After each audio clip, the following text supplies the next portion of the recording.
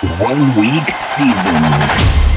1 week season, fam. La Familia. Welcome back. It is Mike Johnson, M Johnson 86, coming to you on, Wednesday, September 25th for week 4 of FanDuel Labs, looking to build our lineups, figuring out, this unique pricing, the unique situations going on in the NFL. We've got pass rates changing up. We've got running backs running wild. There's a lot going on. So we are heading into week 4. We got to adjust. We got to roll with the punches and see what's going on. And I will bring in my esteemed co-host, Maximus, to build here for week 4. How are we doing today? Hello. So far, so good. Ready to roll. We got a little more information now through 3 weeks as we get to the first quarter of the season. It's amazing how fast it's going. It's insane. Yeah. How was your week 3? It was really interesting. The late swap decisions I had to make in catch-up mode were phenomenal, but my core, quote-unquote, high-confidence players were terrible, namely CeeDee Lamb and Devon Achane, who were both in seemingly on the face of it good, at least decent setups to produce something, and they both kind of dudded me, so that kind of killed. But for instance, I swapped to one of my teams, I swapped to Dalton and Deontay Johnson, which was turned out to be a great swap to free up the salary for the high confidence guys in the late window. And then obviously that part of it didn't work out. But such is life with the unpredictability of the NFL week to week. So yeah, well, and that's where I think briefly, like big picture stuff, I think there's a lot of reactions and overreactions sometimes, and like everyone, like you want to have those like higher confidence spots. But the biggest thing that we find is early in the season, it's very easy to be overconfident in any spot, really. And like one of my things that I talked about going into last week was like the Seahawks defense, for instance. They had played the Broncos and Patriots. So my point was kind of like, yeah, they've looked pretty good, but we don't know if they're good because who they've faced. And I think that's still I'm kind of disappointed they're not on the main slate because they play they play Detroit this week. It's on Monday night. And maybe the Seahawks defense is good, but I think that generally everyone's perception of them would be overconfident that they're really good because, another example, like they have 3 straight games, but also like Miami just and I played some Dolphins too, just because it's like we don't know how, maybe McDaniel can cook up some magic with all that talent. He couldn't, but also like seeing how bad Miami looked, Seattle still hasn't played a really good offense with like a starting caliber NFL quarterback. So we don't know with them. So and then there's also just this like cat and mouse game, right? That is like Lamb and Achane are great plays, but also I think the Ravens made a pretty concerted effort to lock into Lamb. I think that with Tua out, Achane wasn't going to get any space. Him and Tyreek, they were just swarming those guys. They weren't really too worried about much else, Seattle. On the flip side of that, it should have been the same kind of for Kyren Williams facing San Francisco, but he found a way. That offense, they pulled one out, but it's always this cat and mouse game where everyone's reacting to the pass rate, the passing touchdowns being down, the running back scoring being up. And it's just a matter of like these teams, as much time as we put into this, these teams are putting a lot of time into solving these things too. So that's kind of my monologue on the big picture for this week, because I think there's a lot of, at least from what I'm hearing, a lot of like chatter and strong people wanting to adjust and sway big time to what has happened. But, we see that pendulum move quite often. So, yeah, go ahead. Even keel. Yeah, right. Even Steven. So yeah, do you have anything to add, or do you want to get into building? Well, let's go ahead and get in the building. A lot of different routes we could go this week. I have a core in mind, a couple of honorable mentions, but yeah, we're ready to roll.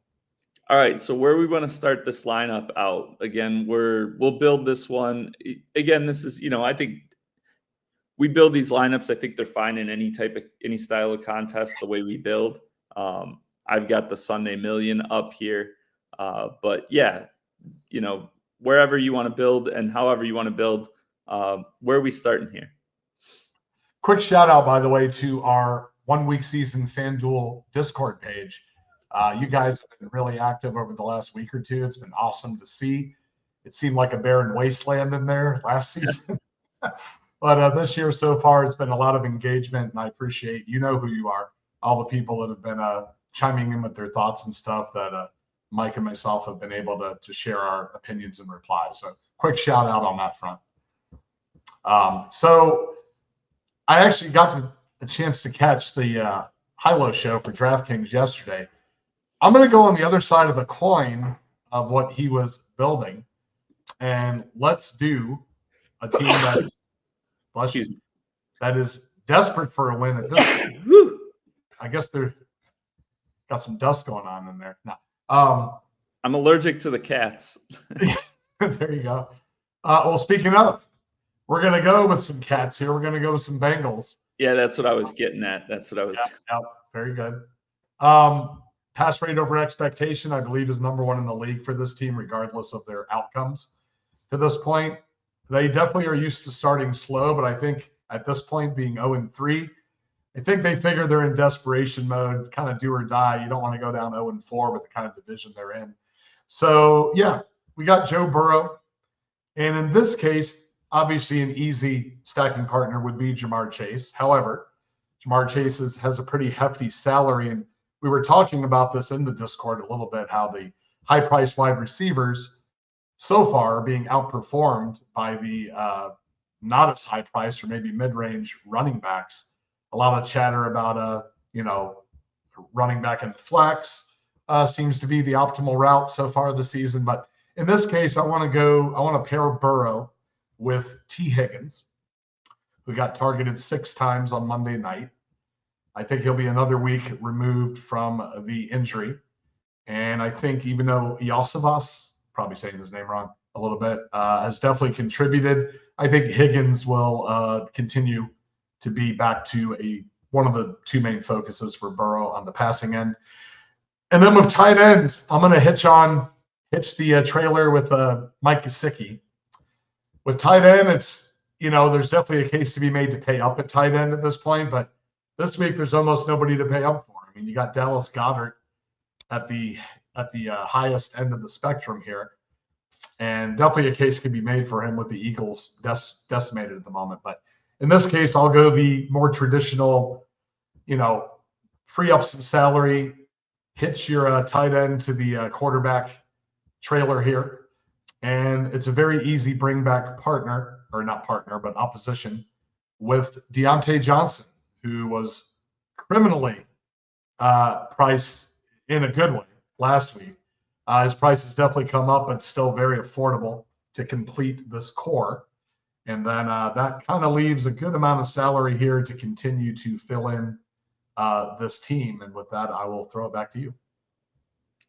Yeah, I think I think sometimes like you talked about the Bengals like often having slow starts, and that's true. That's kind of been their thing the last couple of years. But it feels different this year because that week 1 loss to the Patriots like looks worse and worse every week. The Chiefs game, you could argue they probably should have won. But honestly, the Chiefs are a team I was going to talk about that they're winning games, but from a fantasy perspective, like they are not the team that, for 4 or 5 years we thought of. And then Monday night against the Commanders, I mean, Jaden Daniels looks very, very good, but also like they didn't stop him once, losing that game. 2 of their 3 losses, the Commanders and Patriots.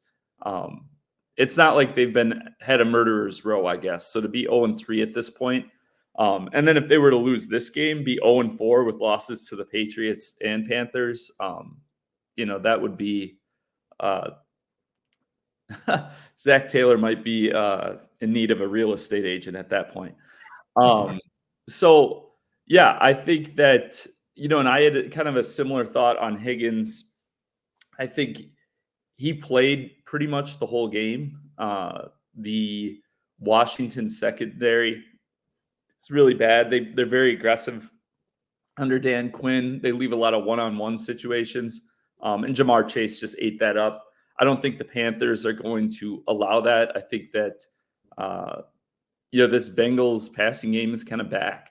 And I think Chase, it's hard to shut a guy like that down. But I do think, to what I was saying at the start, like it's a cat and mouse game.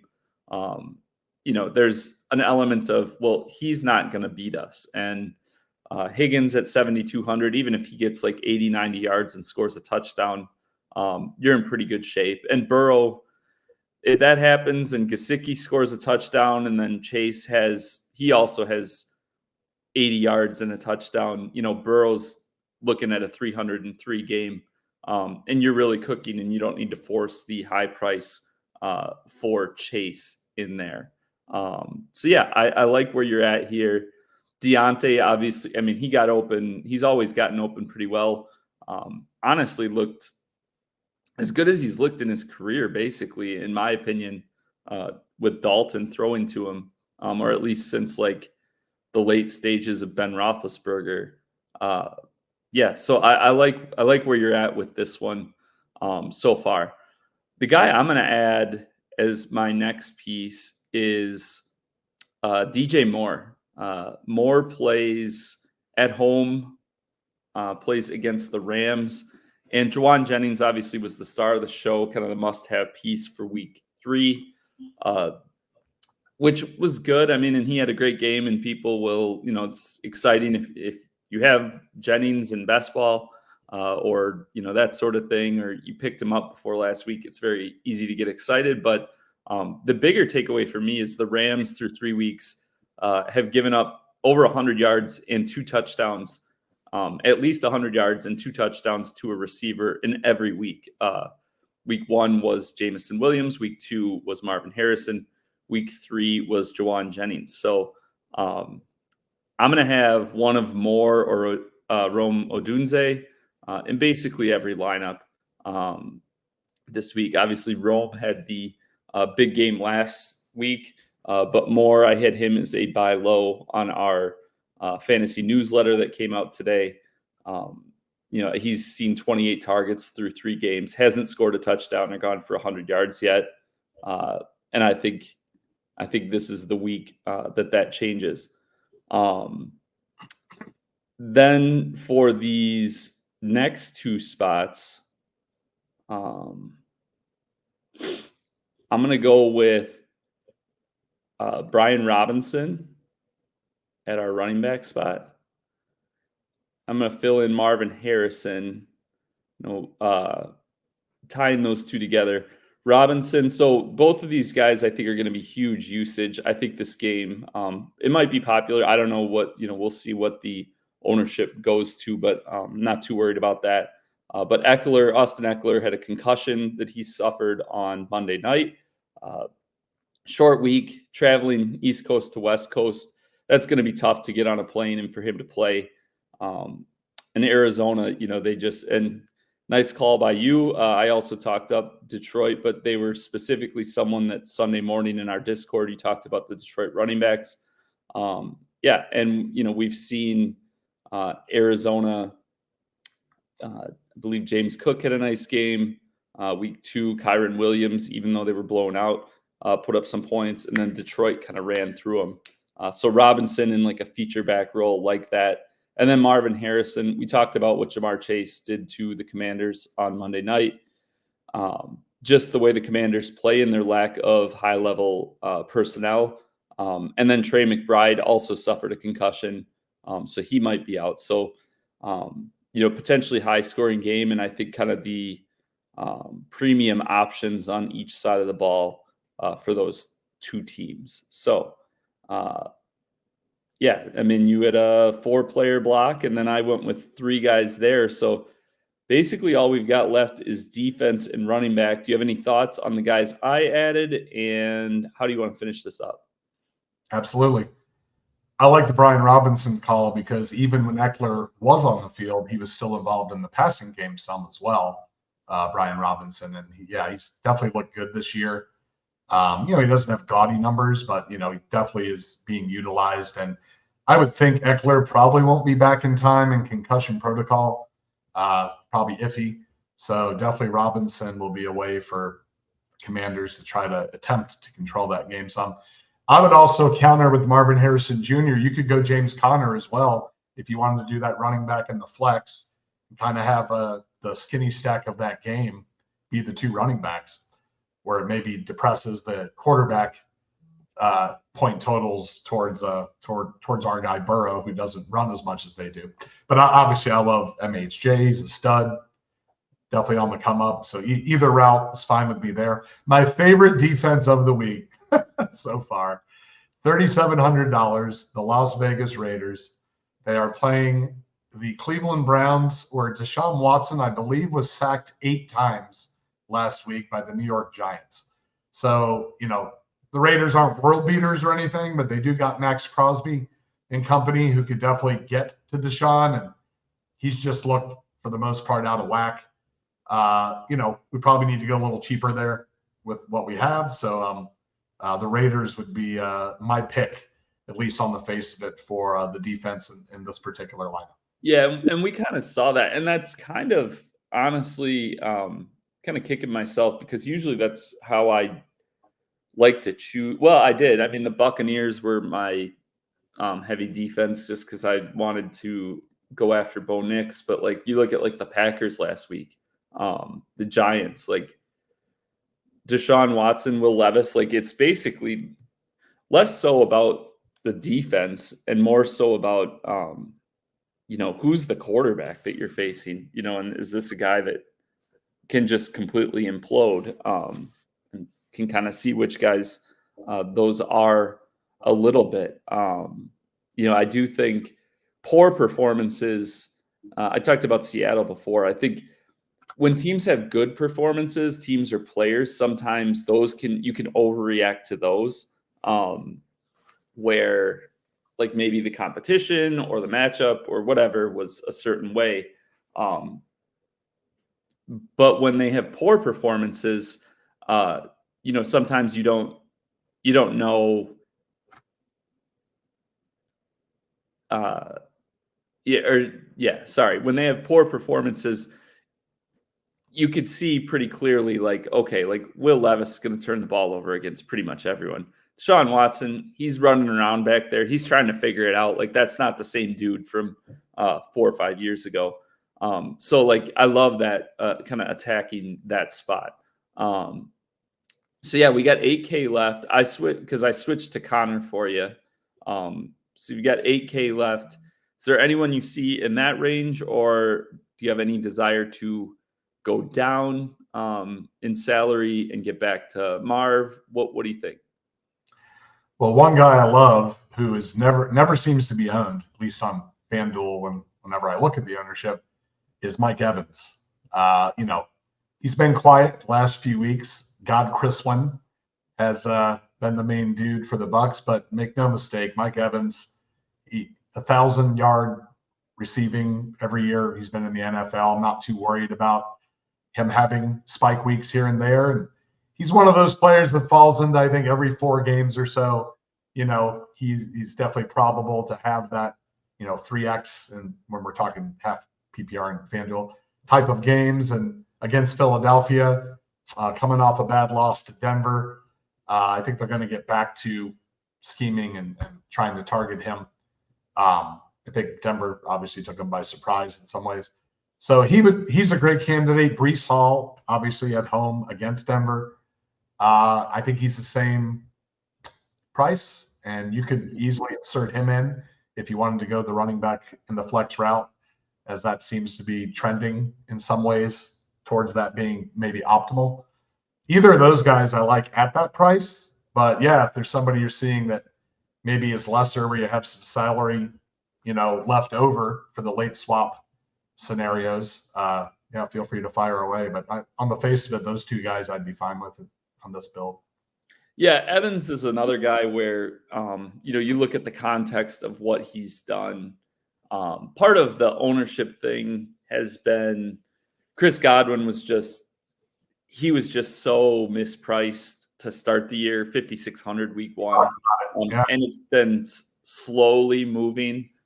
He's now at 7,300.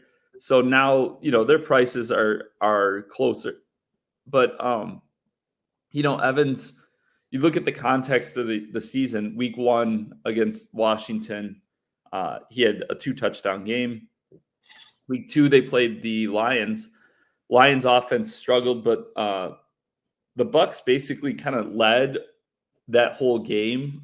They briefly gave up the lead in the second half to the Lions. They were up, I think it was 13-9, and then they gave up a touchdown. Then they came back and scored that next possession. So basically every possession for the last 2.5, 3 quarters, they had the lead. But also the Lions pass rush was creating all sorts of problems. I think Aiden Hutchinson had 5 sacks in that game. So you think about the type of routes that Mike Evans runs downfield, take a little longer to develop. They just weren't able to get him the ball. And then last week, Patrick Surtain, the Broncos cornerback, might be playing the best football of any defensive back in the NFL right now. And he shadowed Evans, and the Bucks didn't play well, fell behind. He was shadowing Evans, and they just weren't able to make it happen. So now you face Philly. I think that that's not like an easy matchup, but also like we saw Chris Olave just have a nice game. We saw Darnell Mooney make a couple big plays on Monday night 2 weeks ago against Philly. So I think that's one of those, like, you don't have to have like perfect matchups in all of your spots for an elite talent like Evans. Just having not a super difficult matchup, not one that is hindering him, that's all you really need. And I'll be interested to see where his ownership comes in this week, which you kind of alluded to, is with kind of the vibe that people are getting with wanting, prioritizing running back and how things have gone these last couple weeks, which running back was like wild last week. I was looking at it, like there were 6 running backs who had over 100 yards, and I think all of them scored a touchdown. Like 4 of them scored 2 touchdowns. It was just like it was wild. I don't know. I think there was it was kind of like a perfect sequence of events with how some things went down. So I'll have some thoughts on the pricing stuff and structure and all of that in my FanDuel leverage column this week, kind of like a update on the lay of the land. So Inner Circle members will get a look at that. But yeah, generally I like where you're at with this one. I'm fine with the 2 running backs in the same game, Connor and Robinson. It'll be because Connor's a guy too who I talked about McBride being out. How are they going to replace that production? I think Connor getting a little more involved in the passing game could happen. And then people will be down on Connor, I would think, a little bit after he was really bad against Detroit, but every running back's bad against Detroit. So go ahead. Real quick, if you wanted to keep Marvin Harrison Jr. in the flex, which is also a very good option, I like that. I'll give a little shout out to this guy real quick. He's been less than 2% owned in every tournament that I've played. He's going up against his former team this week, completely under the radar, Mr. Aaron Jones for the Vikings. He has quietly put together like a sensational year so far. So you could actually, if you wanted the skinny stack to be MHJ, I don't know if you can get there here with if you put Jones in. I think he's 100 more than Connor, but you could also dip down in the flex spot to James Cook. Remember, as always, as a reminder, the Sunday night game is added on FanDuel, which it is not on DraftKings. And James Cook's also had a phenomenal season so far. So different ways you can kind of, especially if you're doing multiple teams, we're limited here positionally, though, is our only issue. So, like, if we put Marvin, he's in the flex. So then Jones puts us 300 over. Yeah, we'd have to find a different defense or something, but yeah. And I like your D4 take too. Did I read it correctly? Caleb Williams threw the ball 52 times last week. That's incredible. Yeah, and I dropped that in my Sunday morning thoughts. Just that Indy's been playing last year and this year. Their opponents basically see the highest play volume of any team in the league. And I thought that they were a much better matchup for the Bears passing game than the first 2 weeks. They looked bad against the Titans and the Texans. So, 52 pass attempts, and they basically don't really have a running game. They can't get anything going. So to that point, if we want to toy around quick before we go, looks like I think Jalen Warren's going to miss this game. Najee Harris, he's got a Q by him, but Tomlin said he's fine. Him down at 6,600 would kind of open some things up.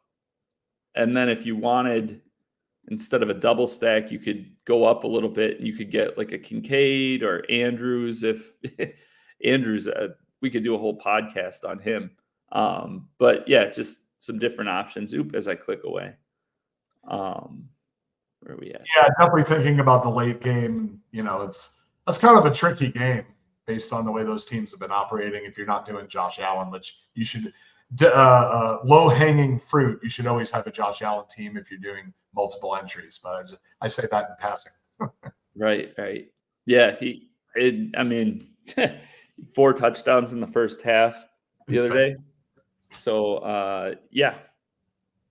We don't want to be too obvious here, so. Yeah. So, I moved Marvin, so we'll see what that looks like. I'll go back to what we had, though, Evans and Connor. So